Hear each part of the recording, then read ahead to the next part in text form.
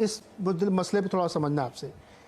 जब मैं ये कह रहा हूँ कि वोट परसेंटेज आपका इंटैक्ट है, लगभग मतलब आधा % का ज़्यादा से ज़्यादा नुकसान है, लेकिन सीट आपकी ज़बरदस्त कम हो रही है ना। 104 से घट के 65 पे आ रहे हैं आप। इस विक्ट्री के बहुत, इस कांग्रेस के लिए बहुत मायने हो सकते हैं, लेकिन आपके लिए इस डिफीट के बहुत मायने हैं, क्योंकि बहुत सारे इश्यूज आपने रखे। आपने कहा कि हम एयरपोर्ट की बात कर रहे थे, डबल इंजन सरकार की बात कर रहे थे, वो सब ठीक है, लेकिन आपको इस बात का अंदाजा है कि आपका वोट इंटैक्ट और आपकी सीटें आधी हो गई हैं लगभग। ये क्विक रिएक्शन मुझे आपसे चाहिए कि ये हार इतनी बड़ी क्यों हुई है। देखिए, वो बाद में बड़ा मंथन होता रहता है, वो कमेटी बनेगी, जांच बनेगी, रिपोर्ट बनेगी। इंस्टेंटली आपको कुछ तो दिख रहा होगा कि ये बड़ी चूक मुझसे हुई है। नहीं, देखिए, पुनः मैं अटल जी को स्मरण करूंगा, न हार में न जीत में, किंचित नहीं भयभीत में, संघर्ष पर पे जो भी मिला ये भी सही वो भी सही। तुरंत मतलब अभी तो नतीजे आ रहे हैं नीरज जी, और अभी आप मुझसे उम्मीद करते हैं कि मैं आपको तुरंत 1-2 कारण दे दूं, ये तो मेरे लिए करना संभव नहीं है। मैं देता हूं कारण, थोड़ा समय दीजिए गुरुप्रकाश जी, मैं कारण देता हूं। गुरुप्रकाश जी, मैं कारण देता हूं। आप तो जानते हैं कि मैं हमेशा फैक्ट बेस्ड डिबेट करता हूं। जेडीएस का 5% वोट घटा और वो कांग्रेस में ऐड हो गया एज इट इज। ठीक है, ओल्ड मैसूरू में, सेंट्रल कर्नाटक में, महाराष्ट्र कर्नाटक में और हैदराबाद कर्नाटक में आपका प्रदर्शन बहुत बुरा रहा है। इसका मतलब समझ गए होंगे आप। अब आप जवाब दे दीजिए। नहीं, जैसा कि मैंने कहा नीरज जी आपको, सीट बाय सीट आकलन होगा, बूथ बाय बूथ आकलन होगा, शक्ति केंद्र बाय शक्ति केंद्र आकलन होगा। उसके लिए आप निश्चिंत रहिए। और जहां भी भूल चूक हुई है, जहां भी कमियां हुई है, एंटी इनकम्बेंसी हो, एलिगेशंस हो, उम्मीदवारों के प्रति आक्रोश हो, हम लोग निश्चित रूप से बैठेंगे और चर्चा करेंगे। आप जिस तरफ संकेत कर रहे हैं, मुझे नहीं लगता है कि स्पेसिफिकली वो कारण है।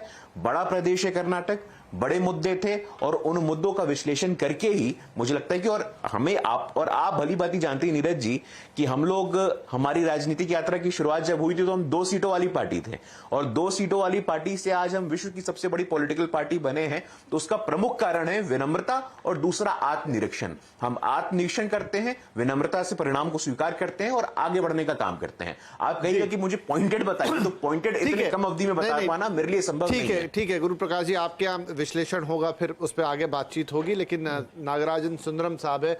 नागराजन साहब, लगभग यही सवाल आपसे कि अभी गुरुप्रकाश जी तो बताने की स्थिति में नहीं, लेकिन क्या हुआ, कहां चूक गई बीजेपी? क्या अपने लोकल नेताओं को थोड़ा अनदेखी हो गई वहां पर, या फिर जिस दक्षिण कर्नाटक में बहुत जोर लगाया वहां पे समीकरण बिगड़ गया?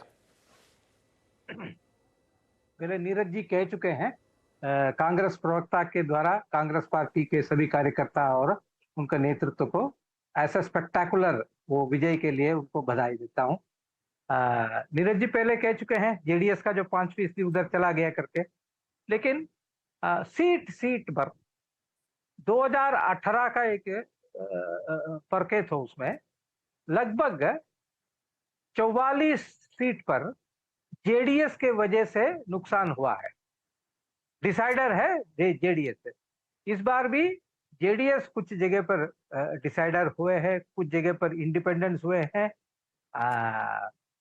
ये सबसे बढ़कर एक चीज है, मैं जमीन पे गया नहीं हूं, यहाँ बैठे बैठे मैं ये आकलन करता हूं। मैं अंडर करंट था एंटी इनकुम्बेंसी। इस सरकार का जो परफॉर्मेंस है, वो प्रशासनिक परफॉर्मेंस बहुत खराब था। वो पिछले 4 महीने 5 महीने पहले से ऐसे ही था, लेकिन हम लोग ये चुनाव की जो अभियान की समय ये बदल रहा है करके मुझे ऐसा लगा था, लेकिन वो नहीं है, वास्तविकता वो नहीं है। वहां ये अंडर करंट है, वो एंटी इनकुम्बेंसी, सरकार के प्रति नाराजगी। दूसरा है वो कितना इम्पैक्ट है राहुल गांधी का जो भारत जोड़ो यात्रा लगभग 20 दिन चली थी वहां कर्नाटक में, उसका कितना इम्पैक्ट है।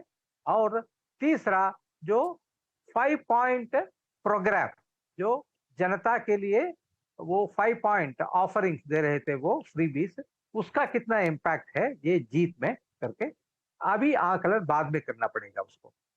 तो नीरज जी, एंटी इनकम्बेंसी वाली बात भी अगर हम माने, लेकिन जैसा आपने कहा कि इनका वोट परसेंटेज ऑलमोस्ट इंटैक्ट है, अगर एंटी इनकम्बेंसी होती तो वहां पर भी दिखाई देती।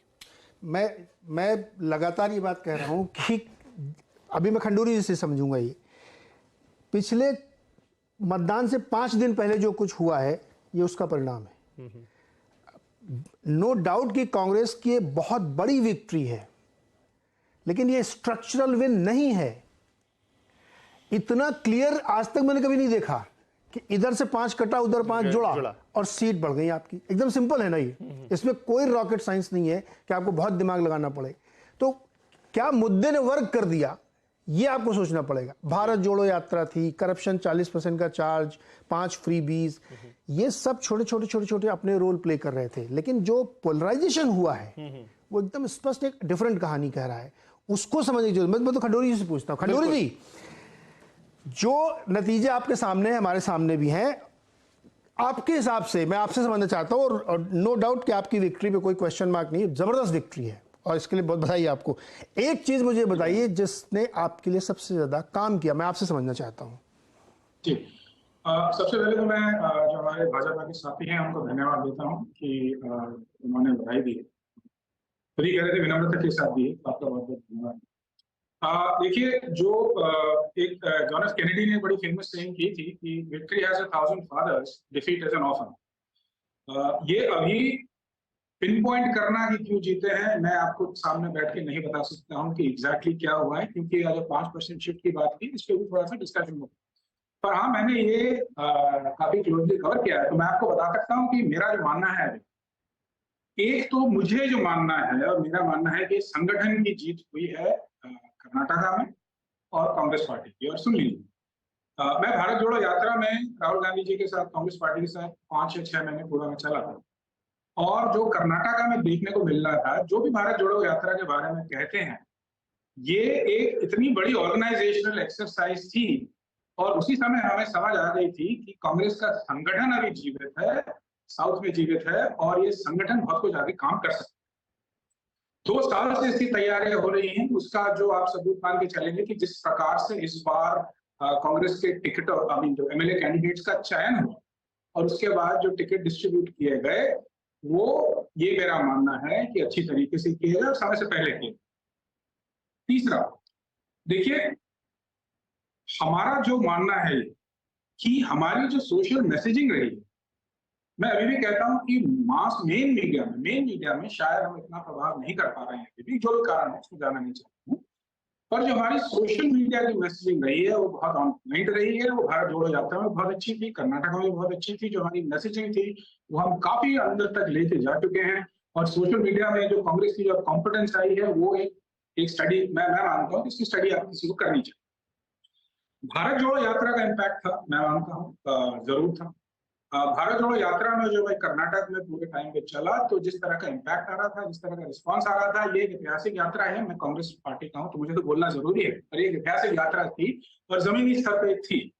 देखिए, दूसरा जो है, मैंने कांग्रेस के कुछ कारण बताए कि हम क्यों जीते हैं। मेरा ये भी मानना है कि भाजपा, एक तो 40% करप्शन की बात की, दूसरा जो मेरा मानना है, मैं भी विनम्रता से बोल रहा हूँ, मुझे लगता है कि जो मोदी जी का जो मैजिक था उसका थोड़ा सा इतना ज्यादा इम्पैक्ट शायद इस बार कम हुआ। ये भी हमें सोचना पड़ेगा, इसमें भी डिस्कशन करना पड़ेगा। मैं ऐसे कोई इल्जाम तो नहीं लगा रहा हूँ, मैं कह रहा हूँ कि मेरा ये मानना। और तीसरा है शायद मेरे हिसाब से कि एक तरह से जो भय की जो राजनीति होती है, जैसे आप डीके शिव कुमार जी जिन्होंने पदयात्रा की थी, वो भी एक कारण है, तो वो कहीं ना कहीं पे कुछ ना कुछ तो उसका प्रभाव पड़ा है, वोटर पर प्रभाव पड़ा है।